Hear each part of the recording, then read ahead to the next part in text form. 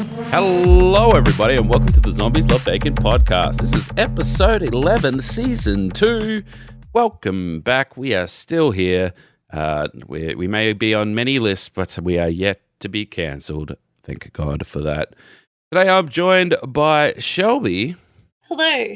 Hello, it's Shelby, and that's it. Vince has chosen to sleep in his Sunday. I think he might have COVID. He says he doesn't feel well. That would be twice. Twice? 4 times twice. Quadras? Well, he said he had it thrice last time, and now it's twice. I'm just making up words. Anyway, I think he's under the weather. So he's opted in to sleep through his Sunday, which is fun. And yeah, so it's just the two of us to talk about all the wonderful things that have come up. But yeah, is there anything you want to talk about straight up, Shelby, or shall I just jump into some weird shit that I've seen this week? I have a few weird things as well, so I think you should start with your weird stuff, and then we'll just talk about some weird shit. Okay. Because we may also have seen some of the same weird shit. Maybe, I don't know, to be honest. Because our algorithms are the same. We've been there. It's yeah. So it's been a fairly boring week. Not gonna lie. Very work orientated. But that also means I'm back in the office now, so I have other people to talk to. So human interaction is on the rise. That also means sharing stupid memes and stupid things that we see on the internet. And there was one Reddit post that a friend of mine was talking about something, and then I spotted this Reddit post, and I'm just like, what the fuck does this even mean? And it was basically the post. I don't remember the exact details. It was like a grandmother or something like that. And she was asking if anyone else puts sugar on their spaghetti. Is this another pregnancy craving thing? No, this is just every time that she cooks her spaghetti, you know how some people put some Parmesan, maybe a bit of cheese on there. I've heard this before. What, sugar on spaghetti? But I've heard people do it like, is it plain spaghetti, like no sauce? Just no sugar? Sauce. No, see, I've heard people do it with just plain pasta, and then they put sugar on it. Brown sugar, usually. Why? Have it like a dessert. I can't think of anything that would taste any worse. I have no idea. It's like the people though who just eat pasta with just butter and buttered noodles is what they call it, and that's. But that kind of works though.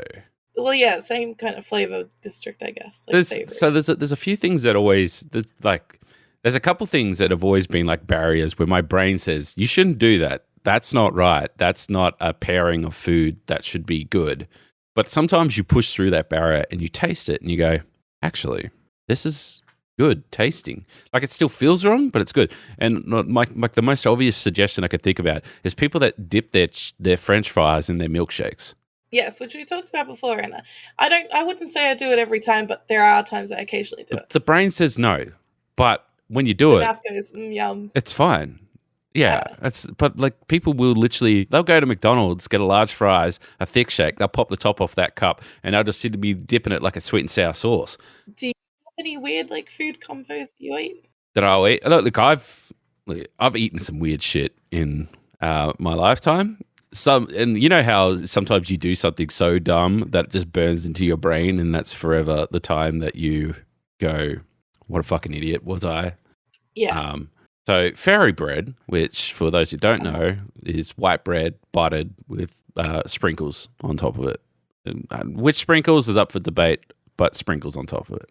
A very tired me during exam time, who was running out of food and energy, looking for that quick fix, made my own version of fairy bread, but instead of sprinkles, I used coffee ground. And add coffee. What the fuck is wrong with you? I had coffee fairy bread. That's awful. It tasted awful, but boy, did it have a kick in it. It's like a dirt sandwich. It was a dirt sandwich, basically. I've seen people do pranks with like coffee grinds, like at cafes, and they, when they tamp down the coffee grind and and they make a little cake. They upturn it so it's a little cake on a plate. Then they put like some whipped cream on it and try to feed it to their coworkers. Yeah. And their coworkers just take a bite of this big brick of But I'm coffee grounds. Like we've discussed my horrible eating habits many times, and I'm sure we will for many, many more episodes to come. But like, in the grand scheme of things, because there's a lot of fancy foods I don't like. I just don't like that really fancy food. I hate I recently went on my work conference, and they're like, "We're gonna eat in all these fancy restaurants," and I was just like, "I don't want to eat at a fancy restaurant. Just give me a steak and chips or something. I don't want this, whatever the fuck this is." That's just in general my eating habits. But like, I'd be happy to eat a piece of white bread is fine. And many times when I was a kid, it'd just be, I'd just grab a piece of bread, and if I wanted a bit of flavor, even just squirt a bit of tomato sauce on it and eat that. No. It's fine. No. It's fine. I used to eat Straz sandwiches which is always tomato sauce with Strasbourg. I wanted to continue on with the other thing that my brain says shouldn't make sense, but does make sense is eggs and bacon on pancakes. It doesn't make sense, but I have had it many times and it makes sense. Like it tastes good. That kind of like people have chicken and waffles. Yeah. Which my brain still says no, and I've never tried it. But no, I've had chicken waffles. Yeah, it was really good. It was really, really good. And it's the same. Like I went out for I went to this. It was this fancy ass cafe, like brunch. A huge line of people there, and I was trying to be a civilized and normal human being that goes out and eats overpriced breakfast, brunch, coffee, blah blah blah. Anyway, they had an eggs Benedict. For those who don't know what an eggs Benedict is, it's usually like English muffin with eggs, ham, Benedict sauce, maybe some cheese, sometimes bacon. Disgusting. The sauce ruins it. I have no idea why. Delicious. It's fucking Tastes delicious. horrible. Anyway, they swapped out the ham, added bacon, and then added basically fried chicken in there, and it was so good, so good. And I'm just like, it's great. Like I don't want to talk mad shit about particularly small country towns, but in most country towns, particularly in Australia, if you walk into the pub, the menu's the same, like basically the same. Like there's the core of 30 foods that you get on there, and maybe you get your parma, you get a steak, you get chicken schnitzel, you get cannelloni usually, fish and chips. Like a spaghetti or something like that. Sometimes you might get some nachos, but they're always bad. Always bad. Always. Yeah. It reminds me, I did send you earlier this week. Somebody had in our region, somebody had posted a list on the local Facebook page of every pub in the area and what their deals are of the day. You know what the scary thing was? What? I already knew them all, basically. You already knew them all. Okay, well, it just really solidifies it. You could go to any, like, every day there's going to be at least one restaurant doing a parma and a pint deal. Yeah, and look, I'm gonna semi-dox myself because we've talked about this very. I believe we talked about this fated house that I rented when I moved to Melbourne, my first rental. When I say fainted, the light version of it, I was looking for work and stuff like that, and I was marking out potential areas where I'm most likely going to get a job, for therefore should most likely live. I knew I wanted to live east of Melbourne because it's sort of the richer and cleaner sort of suburbs. It's old money. Anyway, I'd drawn all these X's on the map of like where I should live, and one of those X's was the exact house that I ended up renting and living in 6 months later. And that particular house, and like I said, I'm going to semi-dox myself here. That particular house was on this back street in Hawthorne, and there was a pub on the corner called the G-Bung Polo Cup. G-Bung? G-Bung. Okay. Every time I went there was like a couple barflies watching the races, and always maybe a family or two there having dinner or whatever. It was never packed. Like it was never a pub packed, except on a Sunday night. Sunday night, place is fucking wild. Deal? Wasn't a Parma. Well, actually, there was a Parma deal, but they do multiple Parma deals, which is what brings up. So I used to go to this pub. I think every Tuesday they had a Parma there, and there was a big Parma, chips, and a pot, $13, fucking steal. Right. So I used to go down almost once a week to get my Parma and pot because for $13, I mean that's cheaper than a Big Mac meal. You know, it was so good. Anyway, I was at a bar in the city. And I mentioned that they're like, I think I was talking about how long it took me to get to the city and stuff like that. And they're like, where you live? And I said, I live in Hawthorne. And they go, do you go to the G-Bung very often? I said, no, but I know where it is. And they're like, yeah. It's like the hottest spot on a Sunday night. I said, why is it a Sunday night?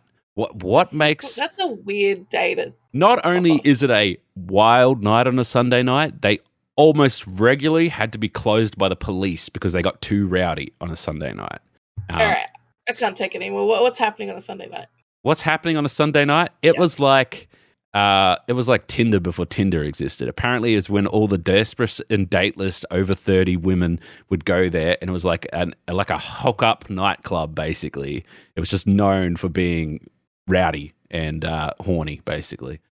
Which brings me to the point. Think you're going to say there's some like wild event that happens. Like no, but there was like a cricket field nearby, and every Sunday night there'd be fucking people out there banging on the oval and stuff like that. Like they were like a whole bunch of horny teenagers, except they're in their 30s and 40s.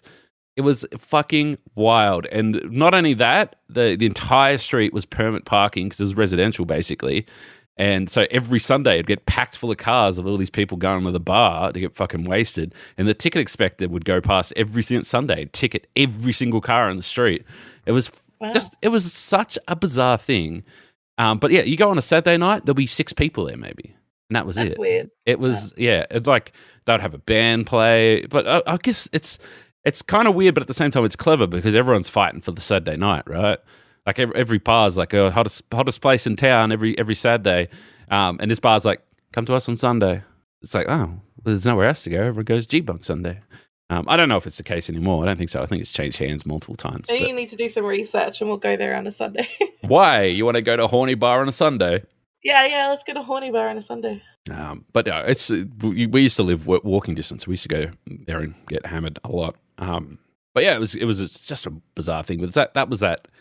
Locals know Sunday nights for G-Bung, and then there was other bars that had other reputations and stuff like that. It was very interesting from a perspective of like Hawthorne. So if you're going east out of Melbourne, this is some real local shit. But I the reason I'm bringing this up is you go east out of Melbourne, it goes Hawthorne to Camberwell, and then you've got like your Baldwins, your Canterburys, so on and so forth. But that entire area from Camberwell for, I think it was like 5-10 kilometers out of the city is a dry area. So there's not a single bar in all those suburbs, which means that anyone who wants to drink in all those suburbs has to either travel in, and then all of a sudden one of the first bars you come to heading into the city is the G-Bung. So it was very well known for that. But yeah, it was just bizarre, but excellent Palmer. They used to have an excellent Palmer. I used to go there every Tuesday for a Palmer. I'm pretty sure I used to see a guy who had like a spreadsheet where he was like constantly going around to every pub and every hotel and whatever and rating their Palmers. Yeah, giving everyone the best Palmer recommendation. It might have been a website even. It is a website because that was my idea. So there was a heap of bars that all had Palmers, and some said that they were the best Palmers. There's a good story here, but I'll get to that in a sec. So there's all these bars and stuff that made Palmers. I'm like, fuck yeah. I mean, if I can't find any success on Twitch or anything else, then fuck it. I'm just gonna go make a website and rate Palmers. And the first thing you do when you come up with an idea is make sure no one else is already doing it. And I went and looked them up, and they were already doing it. And then they had a Twitter account and whatever. But I was already sort of tweeting about Palmers and stuff like that, and saying, this was great, we're in here, blah blah blah. So then, just out of the blue, this website started following me, and then we started talking to each other. And next thing you know, I was submitting Palmer reviews for this Palmer website. And they had like a Twitter account, and they'd be like, tonight we went to this place and had a Palmer. This night we went to this place, had a Palmer, blah, blah, blah. It's good. It's Palmer connoisseur. Kind of reminds me of the people who run accounts that rate toilets, like public toilets, and tell people where good public toilets are. Doing God's work. Really. So we're going to talk about fate again, all right? Because there's definitely some shit where you go, okay, that's interesting. That's kind of fate. So it's no secret I don't watch fucking free-to-air TV. The only show I've ever watched is The Block because I like to look at myself. I was on it was my ex-partner and a couple of friends and a few other friends and so on. We went and we hired a house down the beach I think it was in Anglesea, which isn't too far from sort of Melbourne, a couple of hours out, just between that and the Apostles and shit like that. Anyway, everyone was just doing their own thing. Everyone was chilling. It was pretty fucking cold. Being down the coast, a lot of people, it's not a tropical area, so it's pretty fucking cold. And I was sitting there just watching TV, just drinking piss, and I don't even remember what anyone else was doing. I was watching the show, which I think it was called The Chopping Block. Right, and it was this kitchen reality show. And it was based on 2 restaurants, both in a city, eastern suburbs, close to where we live now. And I knew one of them I'm like, I know that fucking place because I go past it all the time on the tram. It has this massive sign on the wall saying "Best Parma in Australia." Best Parma in Australia. I'm like, I have to go there. I have to try this food. That's a bold claim. It was a bold claim. So then, if you imagine, so there was in this suburb, there's like two main streets that head into the city, and they're both for a lot of food, restaurants, bars, so on and so forth. So they're all very close. It's the same clientele, and one of them was like a struggling family-run business.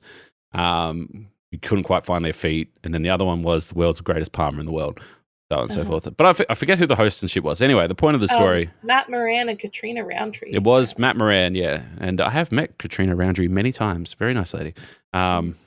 She comes to our Mitre 10 conferences. Anyway, so while they go in, they look at the business, they see what's wrong, they have taste, so on and so. It's sort of like Kitchen Nightmares, kind of similar sort of thing.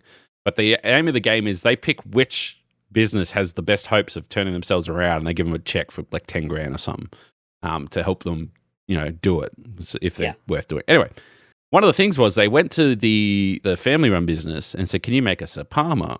Because we're gonna. Then they went to the other business, got them to make their world's greatest Parma, whatever the fuck. Put the two together, and then toasted them. And he's like, "Is there a reason why your world's greatest Parma is not as good as this other Parma we got from this other business? This is also struggling." And so in the whole process, the sign came down and whatever. And then the family-run business ended up being the one that was one that got the money and so on, and the other one disappeared. It turned into a meatball restaurant for a while, and I went there when it was a meatball restaurant. It was quite nice, but I digress. This is where the fate bit comes into it. It was shortly after all this, shortly after that sort of holiday or whatever else, where we were looking to upscale into a proper house because we both had jobs and we had money and stuff like that. But during that process, I would say a friend, but it's more like this guy we know, was posting on Facebook how he's homeless and he's going to have to find, he's like asking where homeless people sleep at night and stuff. And we're like, dude, if you're desperate, you can crash on our couch until you find a house. Crashing on a couch. Turned out best guy. We ended up living together for years, right? This Brazilian bloke, big, like huge dreadlocks. Used to get asked for gear constantly but he wasn't. He was a nerd. He's a fucking artist. Anyway, works at that family-run restaurant from that TV show. Oh, nice. So okay. I ended up getting to know that restaurant very well because I used to go there, hang out with him while I was working and stuff. And they used to comp me Palmers and stuff like that. And the real icing on the cake is their Palmer is shit. Oh, no. The restaurant was genuinely, it was good. It was like, I think it was like sort of a Greek background on the Greek attempt on Australian cuisine sort of stuff. So it had like lots of really nice meats and pastas. And it was good.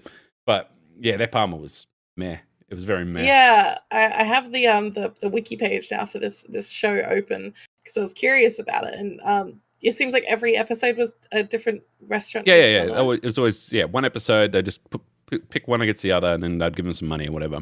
It's not a bad it was fun. Actually. Yeah, like I said, I was only watching TV because I was not home and had nothing else to do. But I happened to watch that show about that store, and then met that guy that works in that store. And got to know them very well. And it's second to this, because one more, because the story is, because like I said, I lived with the guy for years and still great mates. He lives over in WA now. And we went through some shit and everything, and it was, whatever. But we used to always catch up at his work. And I remember he was finishing work early. He did like the early shift. And then we're like, we'll go get a bite to eat. We'll go down the road, and went down the road to this very, very large restaurant in comparison. And he ordered the risotto and I ordered the Parma. And then when they came out, he got his little fucking bowl of risotto and I got this fucking huge Parma and chips. And then when they were putting the food down, my mate goes, can I order a chicken Parma as well? And she's like, you ordered the risotto. She goes, no, I'm going to eat this, but I want that as well. Can I get one of them as well? She's like, sure. And they gave it to him, whatever. He said that a couple weeks later, or a week later, he's like, my boss apparently was talking to the neighboring business, and they're like, our food's so good. This guy came in the other day and ordered 2 mains and ate it all. It's like, yeah, if they want to see it like that, I guess. it's like, what? Apparently they would like all meet up and have coffee and shit and talk about businesses. But yeah, it was literally talking about the other business and how they ate too. This wasn't that. It's just that the Palmer looks so good. This guy was also a machine. I don't know. I don't want to make like a stereotype thing, but Brazilians can eat. All right, that's a stereotype. It's straight away because like I met, there was like he was our garbage disposal. You know how like some people have like, this is gonna sound bad, but they have like the family pet that's the garbage disposal. Like I have a Labrador or something like that. He was our Labrador. He would be. He'd be in the fridge for like 10 minutes, and you'll be like, "Oh, here we go." And you go. You'd be like, "These leftovers been in the fridge about 8 days now. Anyone gonna actually eat these? Because if they're not gonna eat it, I'm gonna eat it." That's how he'd be like. I like that he's keeping track of how long it's been in the fridge. Yeah, but not only that, it's like, yeah, it's been in there. I'm not going to eat it, man, because it's been in there 8 days. He's like, no, it's fine. Don't worry about it. Away you go.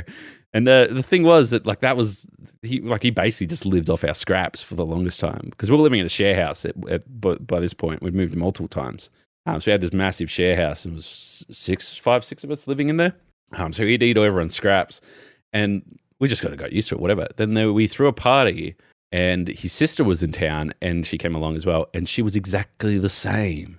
That's walking around and it's like, so, hey, I see you got these, chicken skewers here. You going to finish all these? Like, I'll have them if you don't want them. I'm like, oh, that's been sitting there a while. So, that's fun. It's like, oh, okay. I wonder how many times they had food poisoning, or did they just get to a point where their stomachs just accepted it?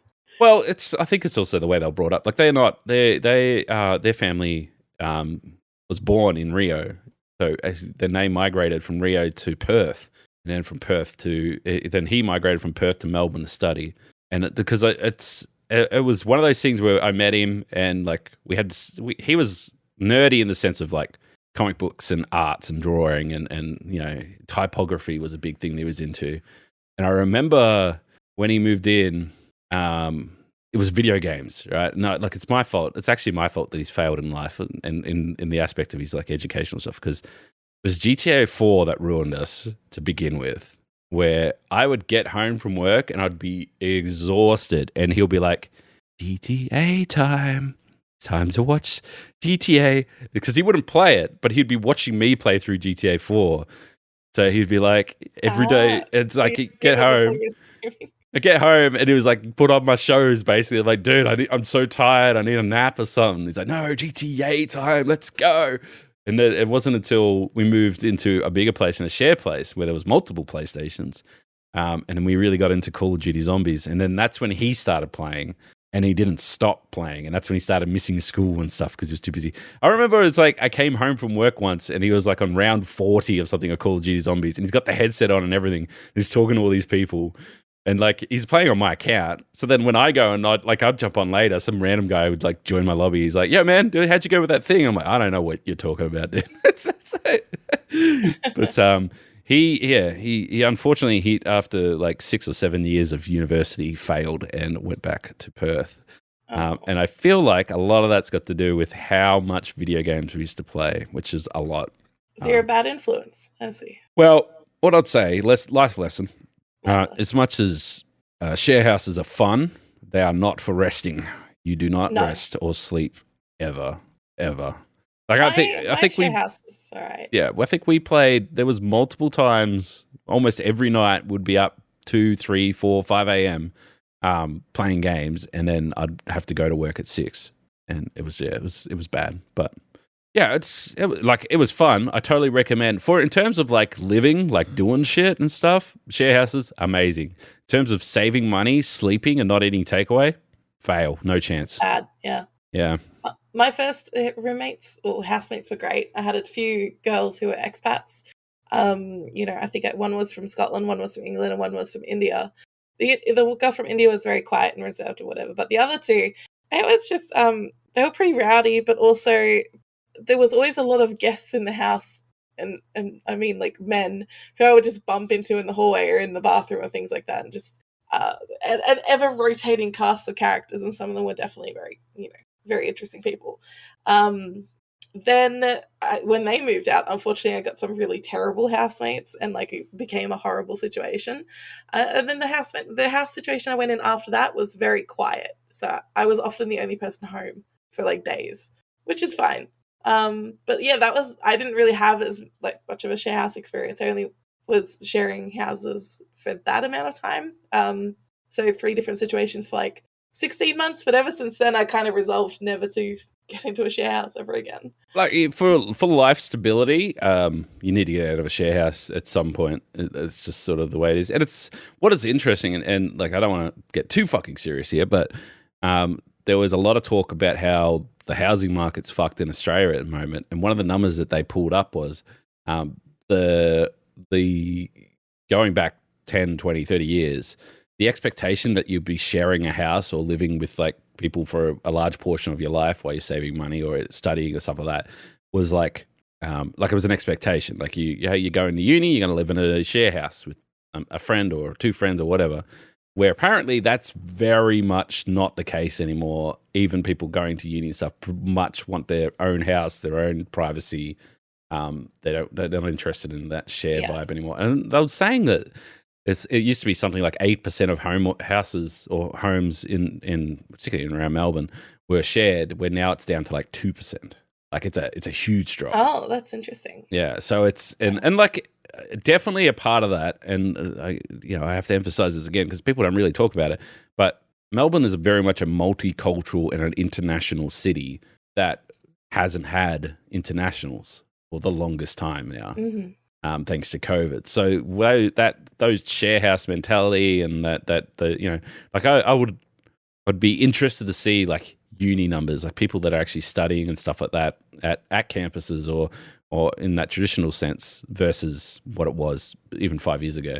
Because now it's like, social distancing, quarantining, close contacts, COVID, blah, blah, blah, remote everything if you can. Basically, so it's a different mentality straight up. But yeah, it's just interesting. I definitely I did that share thing for like 2-3 years, and that was plenty. I was exhausted after that. Fair enough. I would be too. Mind you, we moved out of the share house into another house, and then a storm came through and ripped the roof off that house. 1 month later, Yikes. We had to move house again, but this time we had a lot less furniture. So it's good times, great times. Anyway, awesome. Let's change the subject a little bit. This one is something I've been seeing going around the Twitter, and I have also tweeted out on the ZLB podcast on Twitter if you want to have your say. But the new wheels versus doors debate has sprung up. Is this eyes versus legs? Eyes versus legs. I say eyes, okay? Because scallops have 200 eyes. Yes, but you're thinking about living creatures where chairs have legs. So, but also a lot of things have eyes. The eye of a needle. Yeah, a lot of things have legs. It's been going back and forth, and me personally am going eyes purely on fish. That's it. But then like other people were talking about like spiders and all these other things. Like it's like I welcome a great debate, and I don't think wheels versus doors was ever settled. Like ever. I think they're still discussing the amount of wheels and versus doors. Pretty sure even some scientists were getting in on it. Like yeah, but it's like it's a debate. It hasn't stopped. It's still going. I feel like eyes versus legs. I'm pretty confident with eyes. But it is interesting hearing about the amount of things that have legs that you don't really think about that have legs, like buildings. They have stilts and stuff like that. And yeah, but who calls building stilts legs? It's on legs. No, it's on stilts. But this is the debate, right? This is the thing. So then it's what essentially happens, and it's the same thing that happened when we did the fucking wheels versus doors thing. You start asking what the fuck's a door, all right? Is a window a door? No. I think it is. I don't think so. What's the difference between a window and a door? A window is not something you are typically meant to use for entering and exiting. You don't. That's not at all. What you think that the only doors are doors that can be used for entering and exiting? Something like that. So fridge doors. Well, that You're entering the food into the fridge and taking my it thing out. is, right, you could go cut a hole in the wall, and depending on whether or not you stick a panel in there with a handle that you open and close, or a panel in there that you could see through, it's either a door or a window, but it has exactly the same function.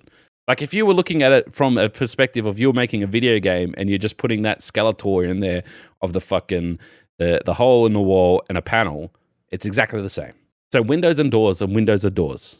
That's right. Thank you. Your silence means more than anything. I don't want to engage with you on this because you're a bit intense. No, you know. But this is anyway. I'm just what I'm saying. Right? It's the internet latches onto these weird and wonderful things, and I just thought this latest one was quite funny.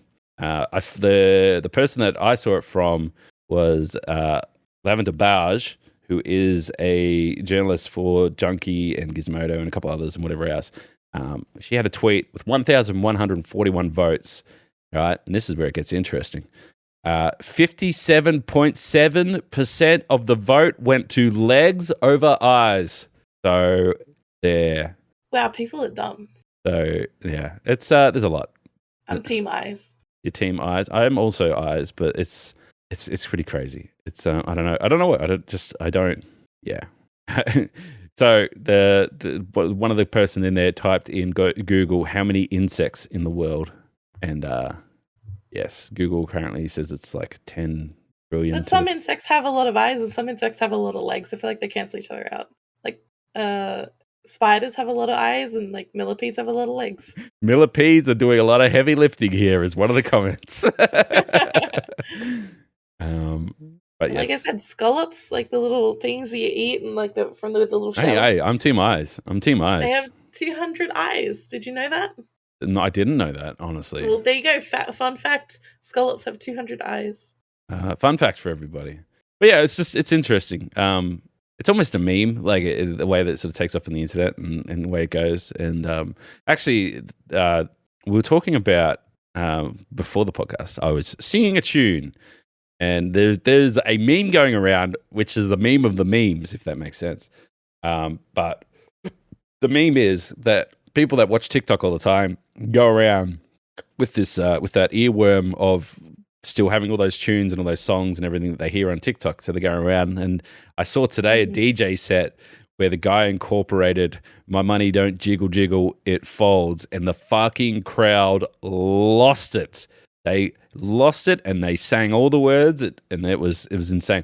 But he was playing other songs that I recognize and everything else, but the crowd reaction to that line, insanity. And it's all thanks to TikTok. And then that brings me to the next comment, which is Bingley Mega Chippy. Bingley. I need that explained to me. I don't know what's happening. It's a fish and chip shop. And how it happened though? Like what took off? No reason. It just took off. The internet said, "I choose you, Bingley Mega Chippy. You will be our main focus for this week, month, whatever." There was an interview with the people that run Bingley Mega Chippy, and they're just like, for some reason, we turned up on the internet, and then more people turned up on the internet to put us on the internet, and then more people turned up, and now it's a fucking rave. It's a 24/7 rave, as in they close the business at the end of their working day and everyone's still there hanging out. And we're not talking 10, 15, 20. It's not like that time that you're like, hey, let's check out this restaurant in the city. I've heard about this. And we stood in a line with 10 other people that were saying, I saw this on TikTok. It's not like that. This is close to 1,000 people turning up to a fish and chip shop car park and having a rave there every day. Turning up in fucking Fast and the Furious cars. There was this guy that set up a mobile barber shop and was giving people haircuts while they're waiting for their fish and chips. They were all dancing around singing Bingley Mega Chippy while the fucking the news people there getting all these fucking news stories. It's bizarre. I was seeing once where they were interviewing the manager, and one of them's just like, I have no idea what's going on. He has no idea. But he's like, it's cool, we're just gonna go with it. That's the base. That's what he said. It's like, I mean, so many people will put a business up on TikTok and they'll be like, hey, yo, I'm struggling and it'd be nice if my business blew up on TikTok. And it just never happens. And then there's the fish and chip shop where, I don't know, 3 bloody idiots made a video there once, and then 3 other idiots thought that'd be funny and made another video there. And then other people were like, I need to go check out this fish and chip shop. And then other people were like, it looks like a fucking party. I'm there. And then the way it went, it just fucking grows. And like, it'll be gone in a week. Probably, but like now there's a jingle. I scrolled through TikTok before. There was about 9 to 20 videos about Bingley Mega Chippy. There was people there's a guy who brought his own table and chairs and set up a candlelit dinner at Bingley Mega Chippy. It's a meme. All right. It's a huge meme and it's taken off. And you know what? It's one of those memes where no one's getting hurt. It's all just a laugh. Small business making good money. It's pure. It's pure. It's not telling anyone to fucking eat Tide Pods or anything like that. It's a wholesome, fun, for a laugh meme. It's great, right? If this was meme review, would give it top marks. Yeah, it's at nobody's expense. I think it's good. And it's at the end of the day, it's supporting a small business. Yeah. And the guy was talking about they're like, why is it called Bingley Mega Chippy? He's like, well, that's just the name the person before me, who owned it before me, gave it. He's like, I don't know where it's come from. But the name is it's literally a dirty fish and chip shop, like we've mentioned many times on this podcast. And it's just getting its time in the sun. There is another meme that's going around that I did want to mention. We were very fortunate to score a slot to go see Morbius on its opening night. It's Morbin time. And you obviously remember the scene because you've already said the line when they get into the fight and then Morbius turns around and he yells, "It's Morbin time," and he turns into a vampire and stuff. Yeah. So that's a meme, right? Huge meme. Because it's obviously not in the movie. People are making fun of it. There's lots of people that are taking pictures of empty cinemas and stuff like that. And they'll be like, "Check me out, I'm Morbin time," and blah blah blah, and all this sort of stuff. It's a meme, and basically the gist of the meme is that no one really thought anything amazing about this movie, which the movie's average. It's not as bad as some people make you think. It's just average. But then the meme is that everyone says it's Morbin time. What a great movie, best movie of all time. And half of these people are saying that I haven't even seen the movie. So it's a meme. Having said that, even Jared Leto came out with a meme of his own. He recorded it's a short bit that he did on Twitter where he's sitting on the couch. He's like, "What script you got there?" And he tries to hide it. And then eventually the camera catches that it's called Morbius 2. It's Morbin time. Which is just fucking good on him, for having a fucking getting in with it. I mean, he's a terrible person, but that was a good meme that he made. Yeah. So the studios have caught on to the meme and they are re-releasing Morbius in cinemas. Oh, God. So as of next week, I believe, this week, when you listen to this podcast, you'll be able to go back to the cinema and watch Morbius, guys. Because the internet meme machine has done much better in promoting this movie than all the millions of dollars they spent on promoting this movie. Yeah, they really have to thank the internet for that because, honestly, the movie wasn't doing too crash. Well, it comes back, and we've had this conversation many times, right? Fast and the Furious. They meme themselves so much, but is that clever marketing or is that the meme machine at work? That's the question. And we couldn't quite figure out. I still believe that it's clever marketing, that they lease a couple cringeworthy lines to Reddit or 4chan or whatever and let them go wild and hope that people come out and now it's all about family, and the amount of memes and shit is still about. And not only that, the Fast 10, which is the next Fast and Furious movie that I believe is in pre-production at the moment, again, leaked information, or I don't know, they put out a press release, but again, feeding the fucking meme machine, is that they've cast fucking Grandma, fucking Vin Diesel. So Don Toretto has Grandma Toretto is in the next movie. So it's really all about family is that they're talking about. And it's just trying to reignite that hype machine, that meme machine to go back to talking about family. I just looked at it and I just sighed and go, man, I remember when it used to be good. Not only were the movies good, enjoyable, go to the cinema, you see it and you go, that was great. It was an absolute, dumpster fire in a lot of ways, but at the same time, totally enjoyable and good movie, right? Now it's it's not even cool to like Fast and the Furious. It's you like those movies? Movies are garbage. I mean, we're ripe for the picking for another car franchise to come out and do it. Yes. But at the same time, the amount of fucking money Fast and Furious makes is insane, so they'll probably just keep doing it forever. with like the internet memes things and stuff like that, it's always better for the the film and whatever or company if the internet creates a meme for you and it's a reactive meme. You can't just force it to happen again. Like, obviously they had a reactive meme with the family thing, but now they're trying to really push for it, and I think it's going to backfire. And I think Morbius will probably try and do the same thing if they do a second one. I believe, they are making a second one, first of all. Yeah. They're making, I don't know. They can change things because the thing is that the internet's blown it so far out of proportion that they don't know what to do with it, right? So they're trying to figure it out. Then the last I read from a reputable source was that they're going to do a Morbius TV show. So, but who knows? Who fucking knows? I think one of the funniest lines for me from the movie is when Morbius is like, "It's deadly to bats and it's fatal to humans," as if those two words are not exactly the same thing. So, yeah. So if we were to talk about Fast and Furious for a second, right? The opening gross figures, I've brought them up here. So the first Fast and Furious made $40 million, right? Which is, it's a drop in the water compared to some things. All right, and then we're going up. Second one made 50, and then out came Tokyo Drift, 20. Remember when everyone lost their mind when they're like, you're not getting Paul Walker and Vin Diesel, and they're like, oh well, it's not a real Fast and Furious movie, then is it? Tokyo Drift is one of the better made fucking movies. Interesting enough, opening weekend grossed 20 million, Lifetime grossed 60 million, so it tripled over Lifetime. And then you get to Fast and Furious 4, which is called Fast and Furious, not Fast and the Furious, totally different movies. 70 million, Fast 5, 86, Fast 6, 97, Fast 7, 147 million on opening weekend. The Fate and the Furious back down to 90. The Hobbs and Shaw movie, which I actually thought was pretty good, 60. Fast 9, which was absolute hot garbage, down to 70. So it's gone down a lot.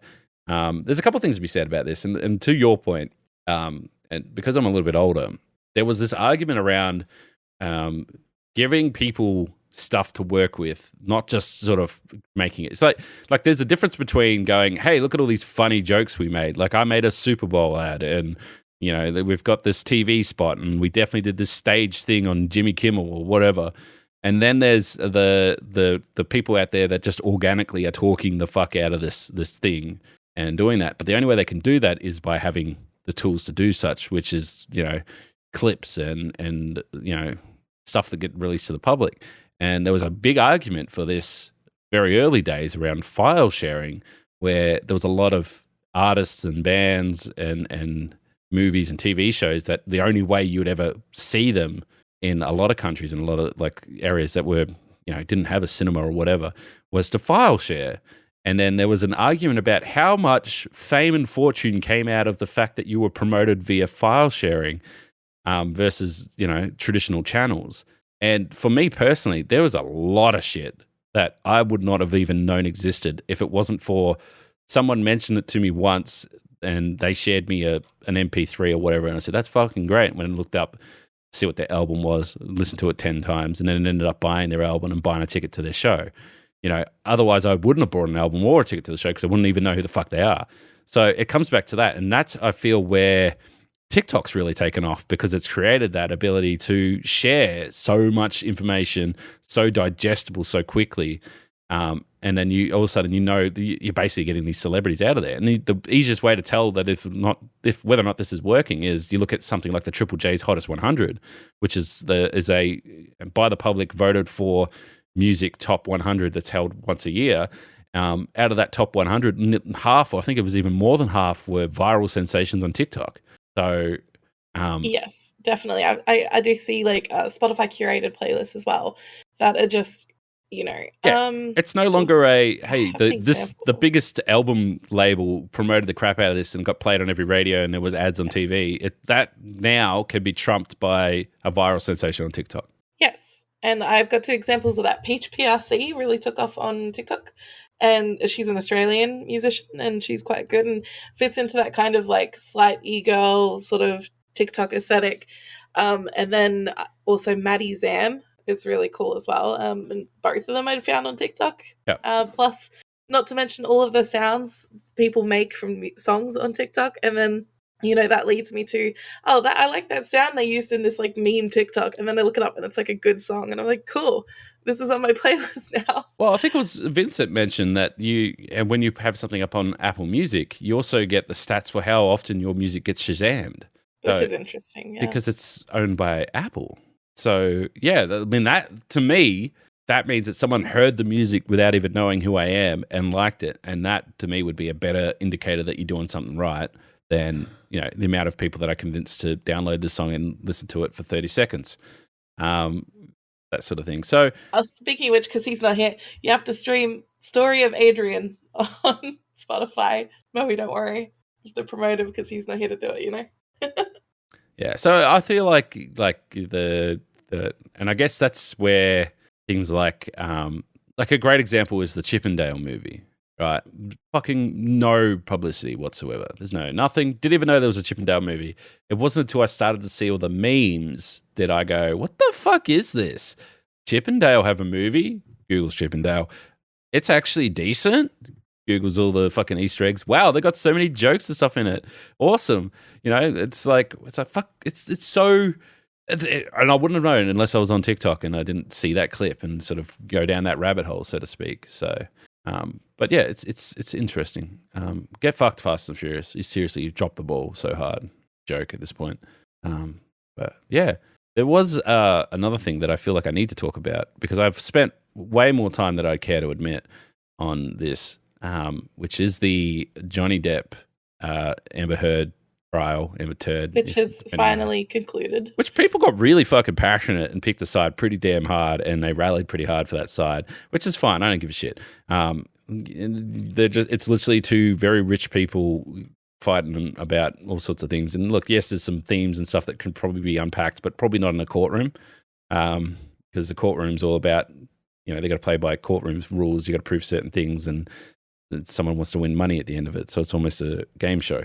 Regardless of all that, the thing that interests me is the social media and the media, not traditional media, not traditional media, because traditional media is effectively so paid for now. It's just ads.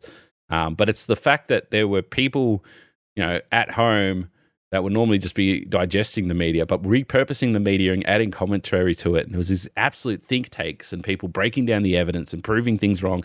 And, lots of like at home, like basically armchair warriors just going to town on this thing. More than anything else I've ever seen them go to town on. Like it was just constant. And it was 6 weeks, which, it was a long time. But the thing that got me was there was this running commentary of just characters that came through this courtroom, and the content that they created, just like comedy bits and timing and stuff like that, was on point. Like it was entertaining as fuck. I never watched like the live stream or anything like that, but apparently a lot of people did. So it is kind of wild. But there's a particular thing that I want to talk about because someone broke this down on TikTok again, because why not? And I saw it, and I saw it once. I thought, that's fascinating. And then I never saw it again, where a lot of time if you see something once, there'll be 40 other people also breaking down the same thing. But I saw this once and I'm like, that's weird that no one else is talking about this, because I thought that was really fascinating. So this, we're talking about in particular, this was Amber Heard's psychiatrist that she put on to break down the whole trial. Did you see this at all, Shelby? Yes, I Dr. did. Spiegel? Yeah, I did watch this part. Yeah. So he's a nutcase, right? And I put a thing in the topics channel there for you, just as a meme that someone put there. Like at one point, he asks if he has to answer questions. It's like, yes, you're literally, a witness. You're a witness, like witness or bloody testimony. You're here to talk, And he said some of the weirdest shit. Like at one point, he was comparing whether or not he's Johnny Depp or he's Jack Sparrow.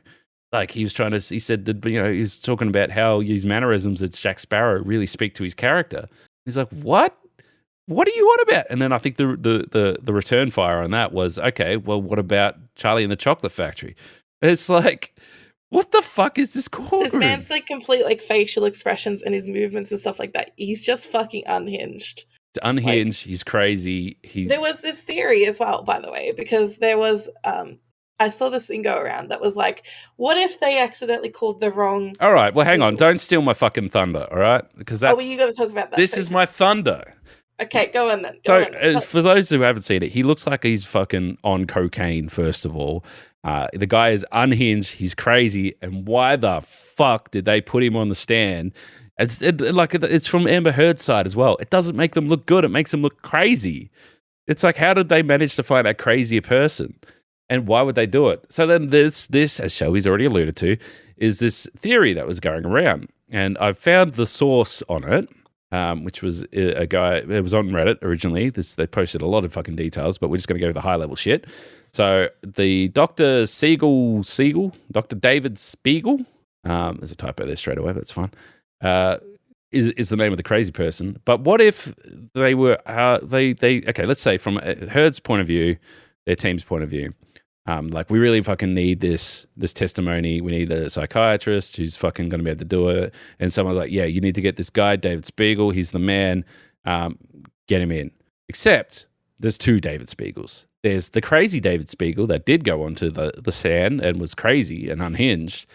And then there's Dr. David Spiegel, the graduate from Yale, currently Stanford professor, who has more than 40 years in the field and has worked in some top medical institutions, has a very calm demeanor as a doctor with a great professionalism.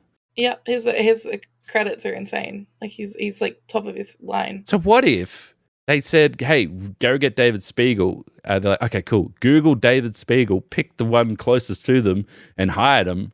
When they were talking about the other one. Because this David Spiegel that ended up on the stand, the crazy one, he actually was living in the area. So they were like, oh yeah, cool. Like, this must be the right guy. No, he was not the right guy. I 100% believe that story. I believe it. It's crazy though. Like that, how does that happen? First of all, but it just adds to, this is the sort of comedy routine that this entire case was. And this is why I couldn't stop watching these goddamn clips. How do they pick the wrong psychiatrist? But not only that, he turns up, he's a crazy person, and then they're like, oh, I guess he'll do. We'll put him on there. Yeah. Did they even try to prepare the witness at all like they're supposed to, or they're not supposed to? Man was off script to begin with. Like, he refused to answer questions. Yeah, I don't get it. It was absolutely insanity. But yeah, so when I first saw it, the clips started coming out of this guy, I'm like, how did they get this guy so unhinged? And what is his fucking deal? This has to be made up or something. Like, I was literally turned off by the whole thing. I'm not going to watch any more clips. I can't. I'm going to die from cringe. And then I found out it could be the wrong one, and I was back in. I'm like, all right, let's see how this plays out. But it's all over. It's all done. Johnny Depp was awarded $15 million, and then quickly they were notified that he can't actually get that much money because the maximum for one of the charges is whatever. $375, so it's like 10.375. But not only that, the countersue, they also won a portion of like $2 million as well. So yeah, because she was slightly defamed. Yeah, but from a different case. But she also does not have the money. Well, hang on, because this is where the show's over, so to speak. So now the commentary that we're getting is from the keyboard warriors, basically. There's no other option to it, right? And there's people coming out like, wow, Johnny won $15 million. I'm like, no, he didn't. He got maybe 10, and he had to give 2 back. And they're like, oh, Amber doesn't make any money. Like, she makes royalties from all the movies that she's already put out there, including Aquaman, first of all. So, like, she's got money. That's not a problem, all right? Whether or not she's got money that she wants to give Johnny Depp and not give to whatever else fucking antics she's up to, that's whatever. But what I'm saying is that we used to have a source material, which was this live stream court thing going on daily, so people could always pull from that. That's over, so now people are just doing whatever they can to keep that gravy train rolling. And if you've just built your entire fame and fortune on TikTok and other platforms on Amber Heard things, then your content just ran out. So good luck to you. And there was literally streamers that got partnered because they were restreaming the fucking court TV and just reacting to it. So it was insane, the amount of attention and stuff like that. And then there's this whole other faction wing, whatever you want to call it, of people that are like, oh my God, we've put so much effort into this celebrity trial when we don't even trial our own criminals like that. Like it's just lost all direction. It's just such a weird people space. go on tangents as well that aren't related. Like all these crimes and like cases and stuff like that. There's a lot like this that's going on all the time. It's just the particular state, publicizes this through recordings and obviously live streaming. But it doesn't mean like just because this case took over, in terms of like pop culture, it doesn't mean that other cases aren't being tried all the time. Also, just totally another side note to all this: everyone that was on Amber Heard's team essentially got hundreds of thousands of Google reviews for 1 star. So my favorite part of the whole trial was when they were Elaine, which is I think she was the second in charge of Amber's team, next to Rottenbaum. Anyway, Elaine was what's the word? Cross-examining a witness from TMZ. And he's a former TMZ employee. The TMZ guy, he was the most professional man in that room. Like he knew his job, he knew his boundaries, he knew what he could and couldn't say, and he had an agenda. Yes. So she basically accused him of coming on to do this, be a witness because he wanted 15 minutes of fame. He goes, actually, I'm not, because this TMZ is a very litigious organization and I could be putting myself at risk here. I don't stand to gain anything from this. Then he turns around and goes, some could say that you are trying to get 15 minutes of fame by taking Amber Heard on as a client. And the audience's faces were great. Like everyone was shocked by that, but like, good on him for calling her behavior out. But not only that, because he was 100% right, because immediately after the trial, she's doing interviews, she's on TV, she's taking talk show interviews. Yeah, I could tell you why. She's not getting any other work. It's like no one else wants to take her on as a fucking client at this point. Not only that, there was a bit more to that in the sense that, yes, excellent clapback. TMZ guy fucking owned everyone, all right? No worries. But Amber Heard's team had submitted because this was submitted years ago to go to court, right? There's been a number of firms to defend Amber Heard that all backed out of it over the time. So this was not even like first or second choice. This was like fifth or sixth choice for them. So it was, so maybe 15 minutes of fame, but also there was other people that saw that this was going to be 15 minutes of shame and walked the fuck away from it. So, but I think in terms of the whole thing, the bit that I sort of got me the best was that they spent a lot of time early on talking about whether or not Amber Heard wrote the op-ed, the whole fucking thing that started this all. And then there was this oldest discussion of whether or not if they retweeted it, do they endorse the message and stuff like that. And there was a lot of confusion, stuff like that.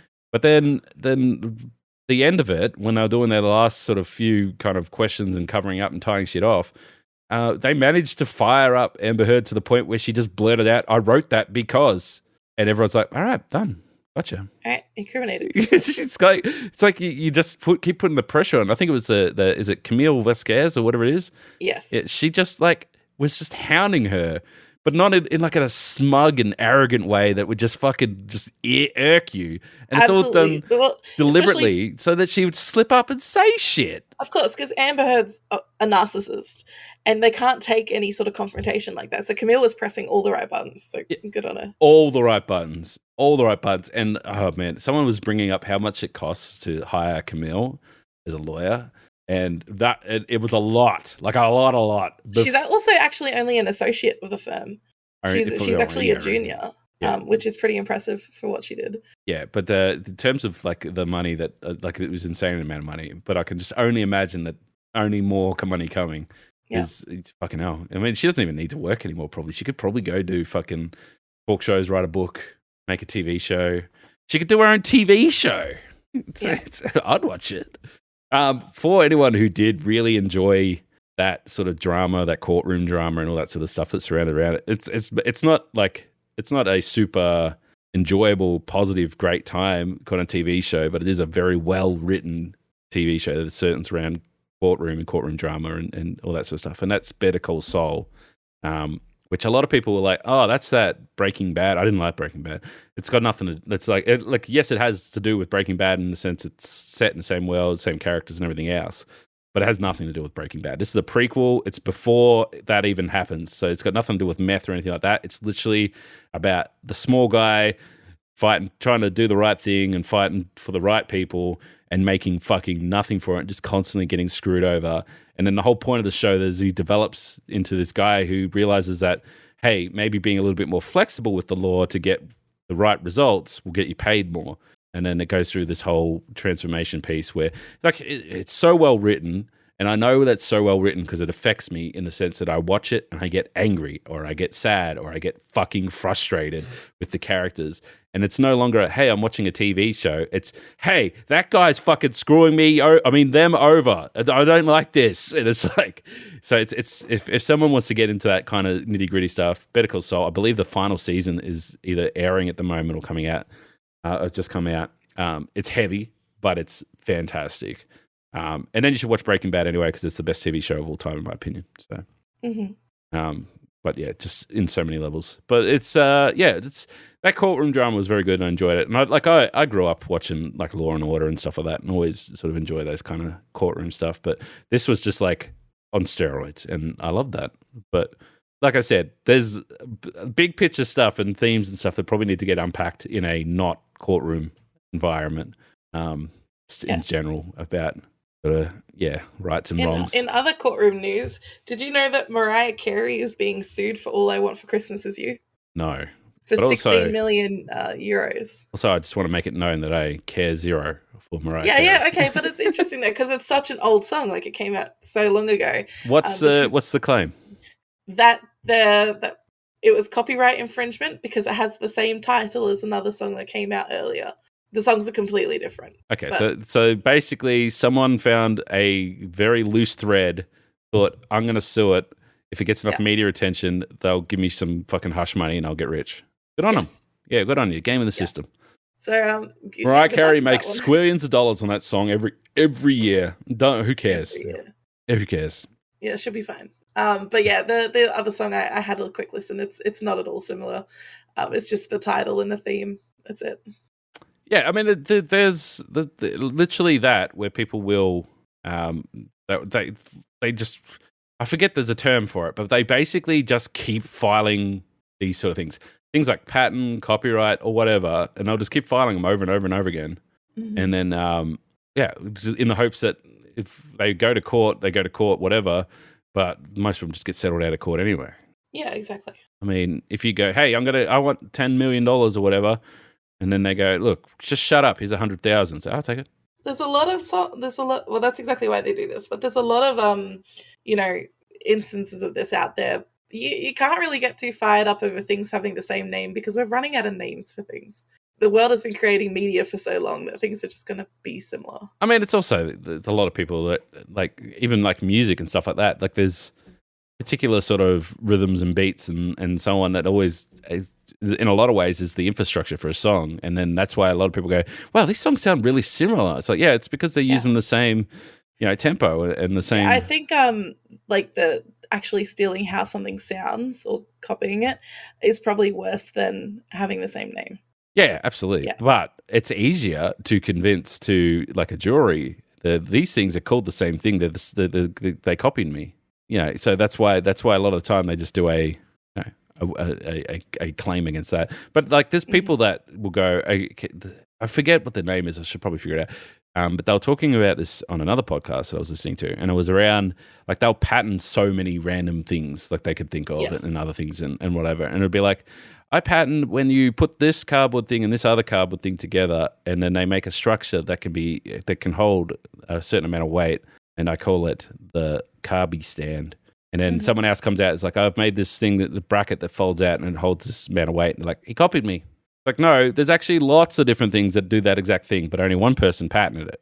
And it's like in a certain state, and it's like there's different states with different rules and stuff like that. So it's very much, like you don't see a lot of it in Australia, but in America, definitely. And that's like this whole thing, and it's there's a science to it all where like certain states lean certain ways, and some are more lenient on gun laws, and some are more lenient on domestic abuse and stuff like that. And it's purely a numbers game. It's got nothing to do with thoughts or feelings or anything like that. It's just like out of these 1,000 domestic abuse cases, 70% of them were sided with the abuser, found them not to be whatever. And then they have this whole map of all these different states in America, and then they go for whatever favors them. And there's something about this particular state allows them to do X, Y, and Z, and also for the Amber Heard thing, also allows it to be televised fully. They have a certain structure for the jury and all that sort of stuff. Like, it was all calculated, right? There was a reason why that suit was filed in that state at that time. All calculated. It's playing the odds, which again brings me back to that whole thing.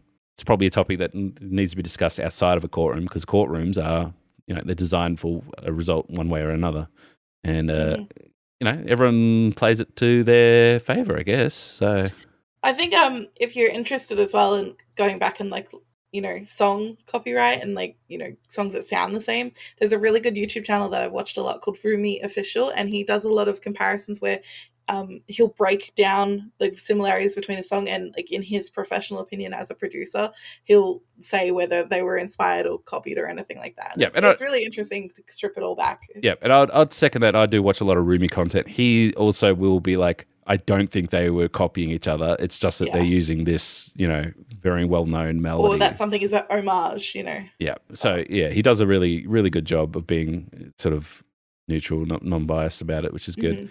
And generally just entertaining individual, to say the least. So, yeah. Apart from that, I don't have a lot much else. That's pretty much been my entire week.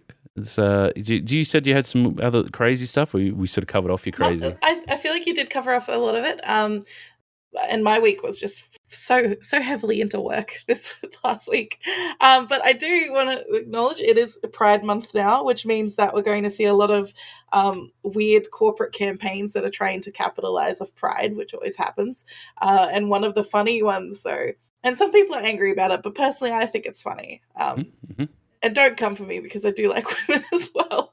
But Burger King Austria's campaign, and we've talked about Burger King before, I think last podcast, about their Mother's Day campaign, but their Pride Month campaign for Austria, where you can get a burger that's either 2 tops or 2 bottoms. Now, there's 2 ways that this can really be, taken. I could see why that's problematic. Yes, I can see why it is too. But I guess the original thing was just they're trying to say same sex, same bun, side for their burger. But no it doesn't come across like that to people. No way. They knew what they were doing. They knew what they were doing. 100%. But you can't have 2 tops and 2 bottoms. It'd have to be a top and a bottom if we're talking about sexual chemistry. Oh, I don't know if they understand exactly the logistics of it all, but I think they just knew what a top and a bottom is and thought it'd be funny. People think about it. Okay, yeah, that's true. So you can get 2 tops if you want. I'd actually, if I had to get a burger, I'd probably get 2 tops. It's better than 2 bottoms. I don't know. I'm kind of a bottom myself. Yeah, you are. So yeah, I think that's a really funny campaign, but some people are very upset about it.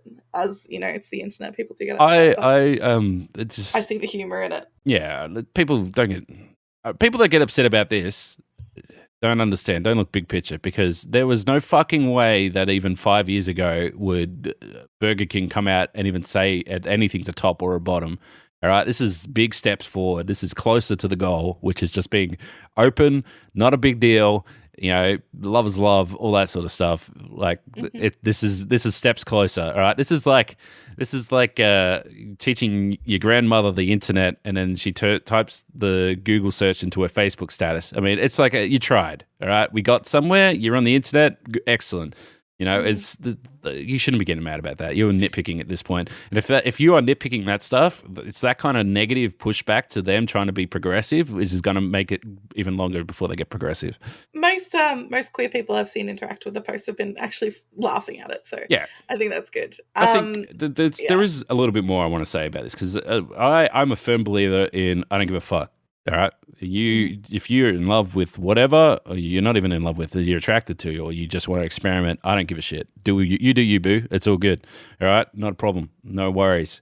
I do have a problem with people who flat out don't know anything about it, just plain ignorant. They're coming out and they're saying, have an opinion about it, but without knowing anything about it. And I've got friends that straight, gay, bi, pan, transgendered, bloody people that were, they identified as male, now they're female, then they're not female, then they're fluid, and like I don't care. It hasn't changed the person at all. In a number of cases, the only thing that has changed with my interactions is their name changed. Right, that's it. We still hang out. We still like the same things. We do the same things. And sometimes there was a physical change. There's people that had full surgeries. So it's all cool. It's all fine. I've been in corporate meetings where we've had to explain that they need to change because the world is changing around them, and that they have been quite heated. Just things like, male and female bathrooms, it doesn't cut it anymore. You need to be more progressive. There needs to be gender neutral this facilities. goes back to you having a very older, like, senior leadership team. Yes, but also that's the majority of the country. First of all, I feel like my workplace is like very opposite, because when they hired a coworker who was non-binary, my boss was kind of panicking. He goes, "Okay, Shelby, you basically," it felt like he was implying, "Shelby, you're a bit fruity." Yeah, but like in like a good humored way. And he goes, "What ways do you think we can be better to support this person coming into the business?" Which I thought was really good, and I gave them some resources about non-binary people and whatever. And by the time that person came in, like, it was all good, and now my workplace is making steps towards more inclusive. Well, when I was hired, it was a family-owned operation. And look, I'm not going to sugarcoat this, so I'm sorry if anyone gets offended by this, but this is not my point of view. This was theirs. But when they hired me, they were rich, well-to-do, old generation money. They were racists. They were sexist. They basically said if you were not white and you were a female, or even if you were overweight or ugly, they wouldn't hire you, basically.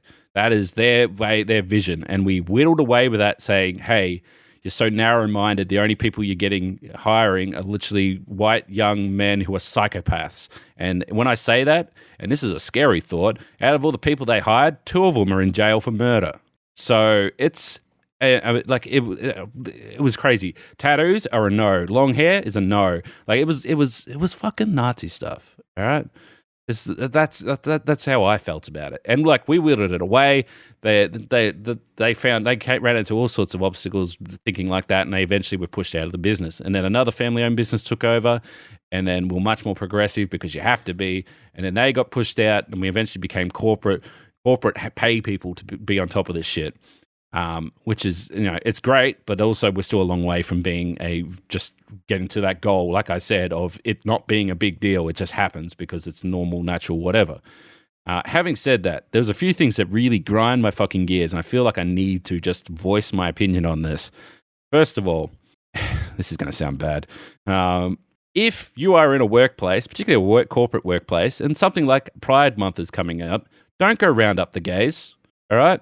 Don't go looking for the gay people in your business so you can put them on your poster, because that's not the point of Pride Month. Thank you for saying this. Actually happened at my work. My work is mostly progressive. It's mostly good. Like they're pretty good. However, one thing they did recently for International Day Against Homophobia, Transphobia, it's called Ida Hobbit Day. They put out a post and like anyone who's queer and wants can like give us their opinion on how they feel we're an inclusive workplace. No, that's not how it works. Because they wanted to put us on LinkedIn. The thing is, and I had this conversation with a few people in my workplace who are queer, because we flock together, we talk about these issues, and they're like, but what are they actually doing for us right now? And we had to voice this opinion because they wanted to put us on LinkedIn and on their posters. However, they actually weren't like running any initiatives to like donate money to queer charities. There wasn't like any outstanding ways of support except for pronoun usage and things like that, like mandated on Slack and things like that. So let me straight away fix the problem for anyone who happens to be in a corporate position of power, whatever. All right, don't run up the gays. Wrong. That's the wrong thing to do. What you do is you bring everyone together. And that means everybody. You don't label anyone anything. You celebrate what Pride Month is about, which is effectively love. Let's face it. And then you do it, and everyone does it. Like it's not about grabbing 3 people and making them pose for a picture or having a morning tea. You don't have to single them out. Yeah. And if people want to talk about, like, promote themselves and things like that on those days and, like, put a spotlight, then they can post themselves on LinkedIn. They can do that. That's whatever. Yeah. That's their prerogative. The what would be more value to everybody is seeing the leadership, CEO, top of the tree, getting involved, showing their colors, whatever they need to do, fucking getting involved and showing, hey, yes, I support this. Look at me supporting this cause. That's it. That's all that's all you need to do. It's because it's what doesn't happen. Unfortunately, that's what doesn't happen is you have a few people, like I could just imagine corporate speak where they're sitting around there. It's like, oh, it's Pride Month. Billy's gay in fucking marketing. So we'll just get marketing a morning tea and we'll put some rainbow flags up. Yeah. Like that's wrong. That's not it. That's the complete opposite of what it's all about. So that's number one. That's what number one grinds my gear. Number two is people who are clout chasing. And I'm going to just be very straight up and forward with this. And I'm not calling out anyone in particular, but if this rings true to you, maybe just think about it. But there's people that'll be like, happy Pride Month. I identify as a bisexual person. It's not fair. I still, where's my hot girlfriend? I've been waiting years. Blah, blah, blah. Look at me. I'm bisexual. I like girls and men. Da, da, da. Right? They make this big spiel about all that kind of stuff. But also, if, say, I know them and they're married and have 2 kids and have been married for 15 years and they always talk about this wonderful boyfriend and whatever else. And I feel like it's like, yes, you can identify as that and everything else, but also it's probably not your turn to speak, Like... I know that there's people that are, in relationships, in and out of relationships, or they have feelings or whatever else, but it's the people that are out there saying, yo, where's my bisexual rights? I'm, like they make it sound like they're getting mistreated for who they identify as, but at the same time, they've got their shit together and they get the other 11 months of the year to their straight relationship. That is very stable and right. I'm not saying everything, but it's just that. I actually sort of semi-disagree. Like, I agree with people shouldn't be posting, like, I wish I had a girlfriend when they're in a relationship or whatnot. However, there is a big problem within being, like, bi and pansexual and things like that, where people erase that part of you. And, like, it's called bi erasure, and it's a big issue in the community where we're in technically like a heteronormative relationship, you and I, because you're a man and I'm a woman. Yeah, and I like men. And I like women. However, when people talk about it, I don't want to be counted with the straight people. And and oftentimes because of the current relationship that I am in, that does happen. Yeah, no, I get that. And that's not what I'm saying, though. What I'm saying is that there's many people out there who are struggling with their identity, who feel like they can talk this month, and then maybe they want to come out and say something about what they would. But then there's also... There are 60 other people that know that if they do an Instagram post about Pride Month and how they sometimes kissed a girl, they're going to get more likes that are drowning out the voice of someone who's like actually doing a meaningful change in their life and coming out and saying something very meaningful about it. Because it's like, I don't know. I'm not saying that like if you come out and say I identify as this and I support this cause, blah blah blah. That's great. Mm-hmm. That's excellent. If you are just have never ever said or anything like that. Like last month, you were talking about whatever was hot, and the month before that, you're talking about whatever's hot. And then it gets to Pride Month, and you're like, I kissed a girl once. Look at me in my bikini behind this rainbow flag. I think the word is like you're looking for is performative. Sure. Because that is an issue as well when people only bring up issues when it's like that's relevant in the wider world. Yes. At the same. Yes, like on specific days, but any other time of the week or the month or something. It's the same, but like we had, they're silent basically. We had what do they call it? Like it was last week, I think, whether we we respect our Indigenous culture, and what was the name of the week? Fuck. Whatever it was. So for Night Week was recent as well. Yeah, it's related. It's related. So it's for basically we because our work conference was at that during that time, and we actually took time to reflect on the traditional owners of the land and everything else. Anyway, there was people that they talk about all these other topics, then all of a sudden they come out and they're like, my uncle is married to 1/3 Aboriginal person, and the way that they're bringing was I'm like, okay. I'm clearly only bringing this up because other people were talking about it now. And like, it's so hard to what's the word I'm thinking? I'm trying to think. It's like it's so hard to have those genuine, organic. Hey, that's a an impactful and important story that you're telling versus that's clickbait. If that makes sense. So yeah, I think the issue is just people not being very genuine with their intentions. yeah, I don't know. It's just there was a lot of posts and stuff, and particularly when Pride Month kicked off, and there was a lot of people that act and voice being very straight and have been in very, has all the benefits and the perks and that, and then Pride Month kicks off and they're like, I feel like I'm this, it's very important that you like my post. And I'm like, because like I've been on the other side where I've had people that are struggling with their identity and their gender and their sexuality, and they went through a transition that lasted years and years and years, and they felt like they couldn't talk about it, and they felt like that they had to hold back or hide who they were because they didn't feel that their life that they'd carved out for themselves would work if they changed it in such a dramatic way. And then you have other people that are getting rewarded for jumping on the bandwagon, so to speak. And that's for me is very frustrating. For me, the frustrating part sits in that it's like when there's queer issues, people getting hate crimed and things like that, but they'll scroll past that news to then just post about Happy Pride Month, but there's big issues out there. Still, and also you got to acknowledge those big issues. Yeah, and then there was, like I said, there was some people that were in like rainbow bikinis by the pool, Happy Pride Month and stuff like that, and it's like, okay, but that's not necessary. It's yeah. I don't know. Well, I think the celebration of Pride there is like a element of like it's a very happy rainbow colored, it's a little bit camp in places because that's part of the culture and the community, and that's fine. Like I'm not hating on anyone's pictures, but I just to me it's when people never post about anything or never like anything or promote anything that actually is helping a cause, and it's just Pride Month and then 11 months of the year they're silent. At the end of the day, people that are gender fluid, open about their sexuality, that are the basically the pioneers, the ones that are pushing the conversation of, hey, this is a normal conversation. This is not a weird thing. The people that have lived it, the people that are open about how they feel, who they feel about it. People that have made those steps to go forward and, just be about, hey, I identify as gender fluid and that's how I am and who I am. And I always am that way. I feel like when we get to Pride Month, I want to celebrate these people. These are the people I want to celebrate. I don't want to celebrate the person who's been trying to sell us fucking hoodies for the last 11 months. And then when we got to Pride Month is got a putting up a pride post hoodie. And use code pride no, that it's not that.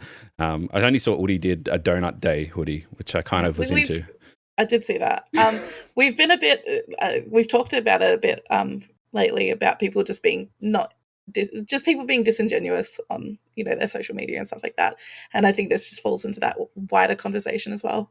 Yeah, I guess if like I said, if it's something that you do or feel that you do or you see happen and stuff like that, don't be afraid to like create a conversation or a dialogue with it. Don't just like it because everyone likes them. Just say to them, say, Happy Pride Month back to you.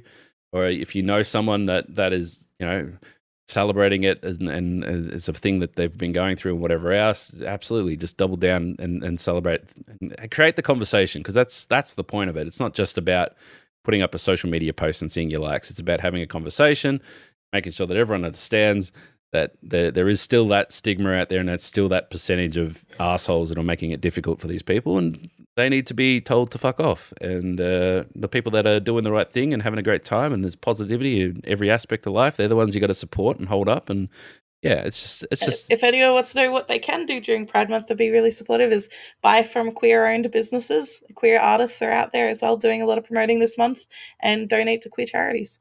Yeah, that's the best thing you can do. Absolutely. So and so on that bombshell, which hey, look, listen. If you didn't already know, I think you do know, it's Pride Month. So happy Pride Month, everyone.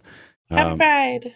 Be out there, not just celebrating the queers and everything else. Just celebrate love. It's don't yuck people's yums.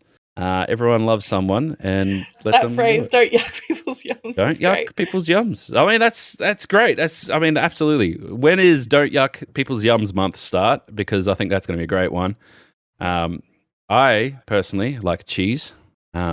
I do yuck your yum because you leave cheese wrappers. Listen, there's been a conversation that's been going on, and this is the last point I'll make for this podcast. I'm mindful of time, which remind me to talk about mindful of time another day. Anyway, there's been a conversation about my cheese eating habits in bed. And as much as Shelby thinks it's a bad thing, that's fine. She yucks people's yums. It's clear. I'll yuck your yum. That's exactly what you do when you say that. Mm-hmm. Leave a comment below, and particularly if you're watching on the YouTube. Leave a comment. I want to see it. What is the worst fucking food I could eat in bed? All right? Toast. Think bigger. All right? You could be clever. All right? My initial clap back was, I'll eat a Cadbury flake in bed. All right? I was thinking like a meringue because meringues just crunch apart. I was thinking fondue. No, I feel like it's cheese gotta be like fountain in the middle of the bed on the mattress, just globbing. whipped cream. People have whipped cream in bed all the time. Anyway, thanks for listening to the ZLB podcast. You can find all Shelby stuff on shellbunny.com. You can find all my stuff on ZombiesLvBacon anywhere. Just type it into Google. You'll find me. I'm there. And you can follow us at the ZLB podcast on Twitter for all the latest stuff. And make sure you like, comment, subscribe, tell your friends, tell your mum, tell your grandma. It's all about family to listen to the ZLB podcast. Next week will be our 50th episode recorded. Oh. Which is going to be a pretty big deal. That means we've been doing it. We've done almost a year's worth of podcasts. So it's pretty wild. So you don't want to miss that. But for right now, enjoy your week. We'll hear you next week. You'll hear us next week. You listen to us next week. We'll see you next week. Goodbye. Goodbye. Mwah. Stop kissing them.